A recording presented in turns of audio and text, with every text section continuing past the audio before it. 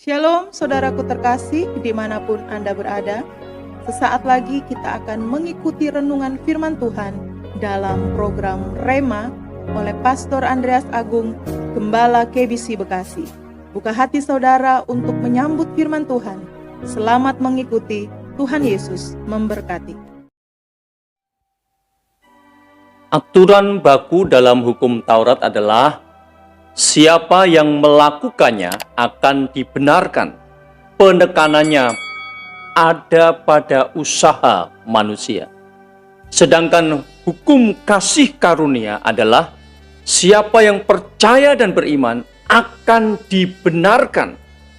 Penekanannya ada pada apa yang dikerjakan di kayu salib oleh Tuhan Yesus untuk kita semuanya. Saya Andreas, kita ada dalam program Rema, belajar firman Tuhan secara praktis dari Matius sampai Wahyu. Kita telah sampai pada seri 156. Hari ini adalah pembahasan terakhir dari mengenali roh Farisi. Kita akan membaca ayat 23 dari Matius 23. Matius 23 ayat 23. Demikian firman Tuhan. Celakalah kamu, hai ahli-ahli Taurat dan orang-orang Farisi. Hai kamu orang-orang munafik, sebab persepuluhan dari selasih, adas manis, dan jintan kamu bayar. Tetapi yang terpenting dalam hukum Taurat kamu abaikan, yaitu keadilan dan belas kasihan dan kesetiaan.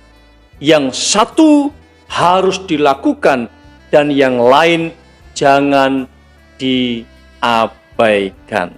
Haleluya, saudaraku. Kalimat yang satu harus dilakukan dan yang lain jangan diabaikan merujuk kepada aturan baku hukum Taurat. Siapa yang melakukan akan dibenarkan. Satu dilakukan, hukumnya semua harus juga dilakukan tanpa cacat dan celah.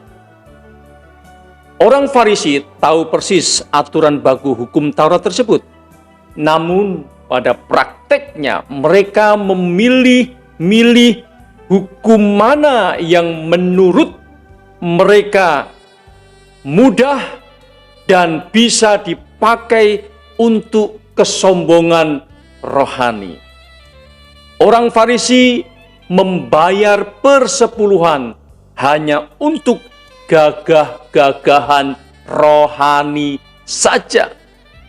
Namun keadilan, belas kasihan, dan kesetiaan diabaikan, diacuhkan. Tahukah saudara, sesungguhnya apa yang dilakukan oleh orang Farisi tersebut tidak ada faedahnya sama sekali.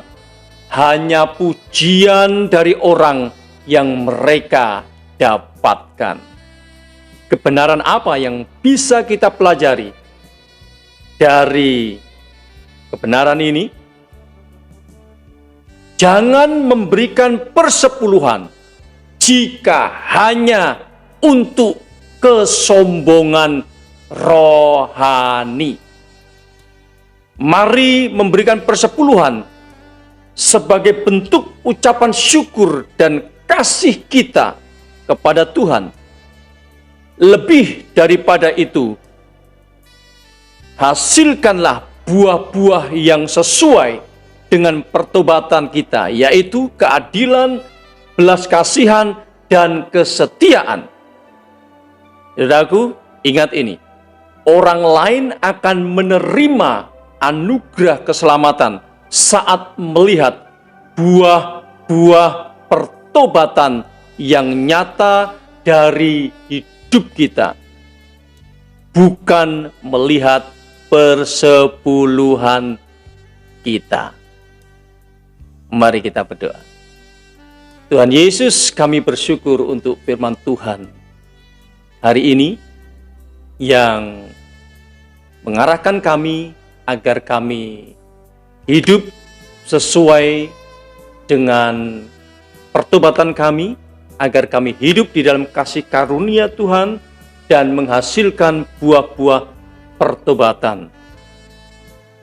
Kami sadar ketika kami hidup dalam kebenaran, maka segala sesuatu yang kami lakukan adalah bentuk ucapan syukur dan kasih kami kepada Tuhan. Termasuk pada saat kami memberikan persepuluhan. Kami mau melakukannya bukan karena supaya kami dilihat orang dan menjadi lebih rohani dari orang lain. Terima kasih Tuhan buat firman-Mu. Kesempatan yang baik ini aku berdoa dalam nama Yesus.